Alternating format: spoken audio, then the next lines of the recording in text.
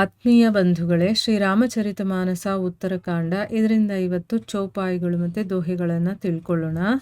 ಜೇಹಿ ತೇ ನೀಚ ಬಡಾಯಿ ಪಾವಾ ಸೋ ಪ್ರಥಮ ಹಿ ಹತಿ ತಾಹಿ ನಸಾವಾ धूम अनल संभव सुनु भाई तेहि भुझाव घन पदवी पाई रज मग परी निरादर रहई सब कर पद प्रहार नित सहई मरुत उड़ाव प्रथम तेहि भरई पुनि नृप नयन किरीटन्हि परई सुनु खगपति अस समुझी प्रसंगा बुध नहीं करही अधम कर संगा कभी को बिद गावही असि नीति खल सन कलह न भल नहीं प्रीति उदासीन नित रहिय गोसाई खल परिहरिय स्वान की नाई मैं खल हृदय कपट कुटिलाई गुरु हित कहई नमोहि सुहाई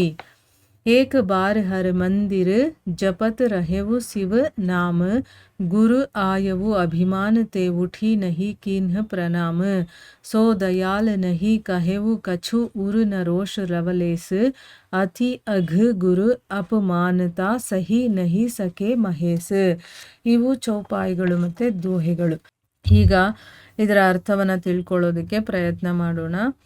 ತುಳಸಿದಾಸರು ಹೇಳ್ತಾರೆ, ಕಾಕಭೂಷುಂಡಿ ಗರುಡನಿಗೆ ಹೇಳ್ತಾರೆ, ಒಂದು ದಿವಸ ಗುರುಗಳು ನನ್ನನ್ನು ಕರೆದು ಬ್ರಹ್ಮ ಮತ್ತು ಶಿವನೇ ಆ ರಾಮನ ಚರಣಗಳಲ್ಲಿ ಆಸಕ್ತಿ ಇರುವಂಥವ್ರು, ಅವರು ಅವನ ನಾಮಸ್ಮರಣೆಯನ್ನು ಮಾಡ್ತಾರೆ.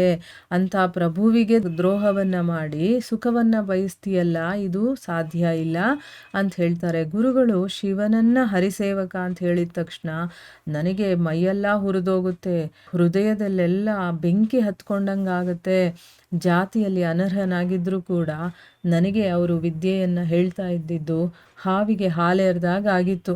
ನಾನು ಪ್ರತಿದಿನ ಕೆಟ್ಟದ್ದನ್ನೇ ಮಾಡ್ತಾ ಕೆಟ್ಟದ್ದನ್ನೇ ಯೋಚನೆ ಮಾಡ್ತಾ ಆ ಗುರುವಿಗೆ ದ್ರೋಹವನ್ನು ಬಗಿತಾ ಇದ್ದೆ. ಆದರೆ ಅವರು ಅತ್ಯಂತ ದಯಾಳುವಾಗಿದ್ದ ಕಾರಣದಿಂದ ಅವರು ನನ್ನ ಮೇಲೆ ಸ್ವಲ್ಪನೂ ಕೋಪ ಮಾಡ್ಕೊಳ್ತಾ ಇರಲಿಲ್ಲ. ಆದರೂ ಕೂಡ ನನಗೆ ಅವರು ಪ್ರತಿದಿನ ಮತ್ತೆ ಮತ್ತೆ ಉತ್ತಮವಾದಂಥ ಜ್ಞಾನೋಪದೇಶಗಳನ್ನು ಮಾಡ್ತಾಯಿದ್ರು. ನೀಚ ಮನುಷ್ಯ ಯಾರಿಂದ ಏಳಿಗೆ ಪಡಿತಾನೋ ಅವರನ್ನೇ ಮೊದಲು ಕೊಂದು ನಾಶ ಮಾಡ್ತಾನೆ. ಇದು ಅವರು ಹೇಳ್ತಾ ಇರುವಂಥದ್ದು. ನೀಚ ಮನುಷ್ಯರಿಗೆ ಎಷ್ಟೇ ಒಳ್ಳೇದು ಮಾಡ್ತಾ ಇದ್ರು ಕೂಡ ಯಾರು ಒಳ್ಳೇದು ಮಾಡ್ತಾ ಇರ್ತಾರೋ ಅವರನ್ನೇ ಕೊಂದು ನಾಶ ಮಾಡ್ತಾರೆ. ಸೋದರ ಕೇಳು, ಬೆಂಕಿಯಿಂದಾನೇ ಉತ್ಪನ್ನವಾಗುವಂಥ ಹೊಗೆ ಇದೆಯಲ್ಲ, ಅದು ಮೇಘರೂಪವನ್ನು ಪಡೆದು ಅದೇ ಬೆಂಕಿಯನ್ನು ಆರಿಸಿಬಿಡುತ್ತೆ. ಈ ಬೆಂಕಿಯನ್ನು ಹತ್ತಿಸಿದಾಗ ಅದರಲ್ಲಿ ಹೊಗೆ ಬರುತ್ತಲ್ಲ, ಅದು ಮೋಡವಾಗಿ ಮತ್ತೆ ಮಳೆ ಸುರಿದು ಆ ಬೆಂಕಿಯನ್ನು ಆರಿಸ್ಬಿಡುತ್ತೆ. ಧೂಳು ದಾರಿಯಲ್ಲಿ ಬಿದ್ದಿರುತ್ತೆ, ದಾರಿ ಹೋಕರ ಪಾದಾಘಾತವನ್ನು ಕೂಡ ಸಹಿಸುತ್ತೆ. ಆದರೆ ಗಾಳಿ ಏನು ಮಾಡುತ್ತೆ, ಅದನ್ನು ಹಾರಿಸ್ಕೊಂಡು ಹೋದಾಗ ಅದು ಎಲ್ಲಕ್ಕೆ ಮೊದಲು ಆ ಗಾಳಿಯನ್ನೇ ಆವರಿಸ್ಕೊಂಡು ಮತ್ತೆ ಮಹಾರಾಜರ ಕಣ್ಣಿಗೆ ಬೀಳುತ್ತೆ, ಕಿರೀಟದ ಮೇಲೆ ಏರುತ್ತೆ. ಅಂದರೆ ಆ ಧೂಳಿಗೆ ಅಷ್ಟು ಇದಿದೆ ಅಂತ ಅದು ದಾರಿಲಿ ಬಿದ್ದಿರುತ್ತೆ. ಅದೇನು ಮಾಡುತ್ತೆ, ಯಾರ್ಯಾರು ಓಡಾಡ್ತಾರೋ ಆ ಏಟನ್ನೆಲ್ಲ ಸಹಿಸ್ಕೊಳ್ತಾ ಇರುತ್ತೆ. ಆದರೆ ಗಾಳಿ ಏನು ಮಾಡುತ್ತೆ, ಇದನ್ನೆಲ್ಲ ತಪ್ಪಲಿ ಅದಕ್ಕೆ ಅಂತ ಅದನ್ನು ಹಾರಿಸ್ಕೊಂಡು ಹೋಗುತ್ತಲ್ಲ, ಅದು ಎಲ್ಲಕ್ಕಿಂತ ಮೊದಲು ಏನು ಮಾಡುತ್ತೆ, ಗಾಳಿಯನ್ನು ಆವರಿಸ್ಕೊಳ್ಳುತ್ತೆ ಆ ಧೂಳು. ಮತ್ತೇನು ಮಾಡುತ್ತೆ, ಮಹಾರಾಜರ ಕಣ್ಣಿಗೆ ಬೀಳುತ್ತೆ. ಅಂದರೆ ಕಾಲ ಕೆಳಗಡೆ ಇದ್ದಂಥ ಧೂಳು ಮತ್ತೆ ಕಣ್ಣಿಗೆ ಬಂದು ಬೀಳುತ್ತೆ, ಕಿರೀಟದ ಮೇಲೂ ಕೂಡ ಕೂತ್ಕೊಳ್ಳುತ್ತೆ ಅಂತ ಹೇಳ್ತಾ ಇದ್ದಾರೆ. ಓ ಖಗರಾಜ, ನೀನು ಆಲಿಸು. ಈ ಪ್ರಸಂಗವನ್ನು ಯಾರು ತಿಳ್ಕೊಂಡಿರ್ತಾರೋ ಅಂಥ ಬುದ್ಧಿವಂತರು ಅಧಮರ ಸಂಘವನ್ನು ಯಾವತ್ತೂ ಮಾಡೋದಿಲ್ಲ. ಖಲರೊಡನೆ ಕಲಹಾನೂ ಬೇಡ, ಪ್ರೀತಿಯೂ ಬೇಡ ಅಂತಂದ್ಬಿಟ್ಟು ಕವಿ ಕೋವಿದರು ಹೇಳ್ತಾರೆ. ಅಂದರೆ ಕೆಟ್ಟವರ ಜೊತೆ ಯಾವತ್ತೂ ನಾವು ಸ್ನೇಹ ಅಲ್ಲ ಜಗಳ ಕೂಡ ಮಾಡೋದಕ್ಕೆ ಹೋಗಬಾರ್ದು. ಅಯ್ಯ, ಖಲರೊಡನೆ ಯಾವಾಗಲೂ ಕೂಡ ಉದಾಸೀನವಾಗಿರಬೇಕು ನಾವು. ಅಂಥವ್ರಿದ್ದಾರೆ ಅಂತ ಗೊತ್ತಾದಾಗ ಅವ್ರ ಜೊತೆ ಮಾತಾಡೋದು ಬೇಡ, ಅವ್ರ ಜೊತೆ ಪ್ರೀತಿಯಿಂದ ಇರೋದು ಬೇಡ, ದ್ವೇಷದಿಂದ ಇರೋದು ಬೇಡ. ಸುಮ್ಮನೆ ಉದಾಸೀನವಾಗಿರಬೇಕು, ಏನೂ ಗೊತ್ತಿಲ್ಲದೆ ಇರೋಕೆ ಸುಮ್ಮನೆ ಇದ್ದು ಬಿಡಬೇಕು. ದುಷ್ಟರನ್ನು ನಾಯಿಗಳ ಹಾಗೆ ದೂರದಿಂದನೇ ತ್ಯಾಗ ಮಾಡಿಬಿಡಬೇಕು. ನಾಯಿಗಳನ್ನು ನೋಡಿದಾಗ ನಾವೇನು ಮಾಡ್ತೀವಿ, ಕರೆದು ಮುದ್ದಾಡ್ತೀವ? ಇಲ್ಲ, ಅವರನ್ನು ದೂರ ಇಡಬೇಕು. ನಾನು ದುಷ್ಟನಾಗಿದ್ದೆ, ಹೃದಯದಲ್ಲಿ ಕಪಟತನ ಕುಟಿಲತೆ ಇತ್ತು. ಗುರುಗಳು ನನಗೆ ಹಿತದ ಮಾತನ್ನು ಹೇಳಿದ್ರು ಕೂಡ ಅದು ನನಗೆ ಹಿಡಿಸ್ತಾ ಇರಲಿಲ್ಲ. ನನ್ನ ಹೃದಯದಲ್ಲೆಲ್ಲ ಕೆಟ್ಟ ಆಲೋಚನೆಗಳೇ ಕೆಟ್ಟದ್ದೇ ಇತ್ತು. ನಾನು ದುಷ್ಟನಾಗಿದ್ದೆ. ಗುರುಗಳು ಅದನ್ನೆಲ್ಲ ಹೇಳ್ತಿದ್ರು ನಂಗೆ ಒಳ್ಳೆ ಮಾತುಗಳನ್ನು, ಈ ರೀತಿ ಇರಬೇಕು ಅಂತಂದ್ಬಿಟ್ಟು. ಆದರೆ ನನಗದೆಲ್ಲ ಹಿಡಿಸ್ತಾ ಇರಲಿಲ್ಲ. ನೋಡಿ ಇಲ್ಲಿ ಎಷ್ಟೆಲ್ಲ ಕಪಟತನ ಇದೆ. ಕಾಕಭೂಷುಂಡಿ ಅವರಿಗೆ ಮೊದಲು ಹಿಂದಿನ ಜನ್ಮದ ಕಥೆಯನ್ನು ಹೇಳ್ತಾ ಇದ್ದಾರಲ್ಲ. ಆದರೆ ಯಾವಾಗ ಒಬ್ಬ ಗುರುವಿನ ಆಶ್ರಯವನ್ನು ನಾವು ಪಡ್ಕೊಳ್ತೀವೋ, ಆ ಭಗವಂತನಲ್ಲಿ ನಮಗೆ ಭಕ್ತಿ ಇರುತ್ತೋ, ಭಗವಂತನಲ್ಲಿ ಇಲ್ಲ ಅಂದರೂ ಗುರುಗಳ ಆಶ್ರಯವನ್ನು ನಾವು ಪಡ್ಕೊಂಡಾಗ, ಅವ್ರ ಕೃಪೆ ಏನಾದರೂ ನಮ್ಮ ಮೇಲೆ ಬಿದ್ದಾಗ ಹೇಗೆ ನಮ್ಮಲ್ಲಿ ಮಾರ್ಪಾಟಾಗುತ್ತೆ ಅನ್ನೋದನ್ನು ಇಲ್ಲಿ ನಾವು ನೋಡ್ಬೋದು.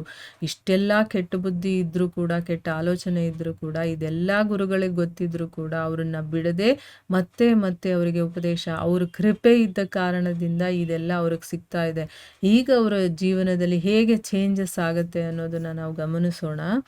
ಒಂದು ದಿವಸ ನಾನು ಶಿವನ ದೇವಸ್ಥಾನದಲ್ಲಿ ಕೂತ್ಕೊಂಡು ಶಿವನಾಮವನ್ನು ಜಪ ಮಾಡ್ತಾ ಇದ್ದೆ. ಅದೇ ಸಮಯಕ್ಕೆ ಗುರುಗಳು ಅಲ್ಲಿಗೆ ಬಂದರು. ಆದರೆ ನಾನು ದುರಭಿಮಾನದಿಂದ ಎದ್ದು ನಮಸ್ಕಾರ ಮಾಡಲಿಲ್ಲ. ಗುರುಗಳು ದಯಾಳುಗಳಾಗಿದ್ದರು. ನನ್ನ ದೋಷವನ್ನು ನೋಡಿ ಕೂಡ ಅವರು ಏನೂ ಅನ್ನಲಿಲ್ಲ ನನಗೆ. ಅವರ ಹೃದಯದಲ್ಲಿ ಸ್ವಲ್ಪ ಕೂಡ ರೋಷ ಅನ್ನೋದೇ ಇರಲಿಲ್ಲ. ಆದರೆ ಗುರುವಿನ ಅಪಮಾನ ಮಹಾಪಾಪ. ಅದಕ್ಕೋಸ್ಕರ ಮಹಾದೇವ ಕೂಡ ಇದನ್ನು ಸಹಿಸ್ಕೊಳ್ಳಿಲ್ಲ.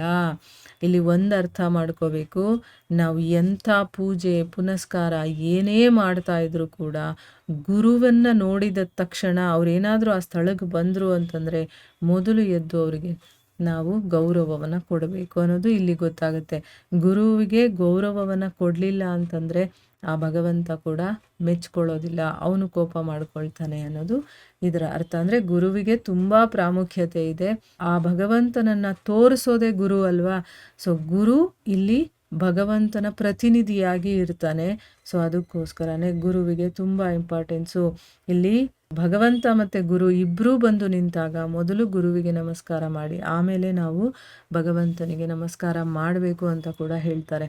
ಸೊ ಇಲ್ಲೇನಾಯ್ತೀಗ, ಗುರು ಬಂದರೂ ಕೂಡ ಅವರಿಗೆ ಎದ್ದು ನಮಸ್ಕಾರ ಮಾಡದೆ, ಗೌರವ ಕೊಡದೆ ಪಾಡಕ್ಕೆ ತಾವು ಕೂತಿದ್ರಲ್ವ, ಅದು ತುಂಬ ದೊಡ್ಡ ಪಾಪ ಅಂತ ಅನ್ನಿಸ್ಕೊಳ್ಳುತ್ತೆ. ಅದನ್ನು ಮಹಾದೇವ ಕೂಡ ಸಹಿಸ್ಕೊಳ್ಳಿಲ್ಲ. ಮುಂದೇನಾಗುತ್ತೆ ಅಂತ ನಾವು ಮುಂದಿನ ಭಾಗದಲ್ಲಿ ತಿಳ್ಕೊಳ್ಳೋಣ. ಹರೇ ಕೃಷ್ಣ.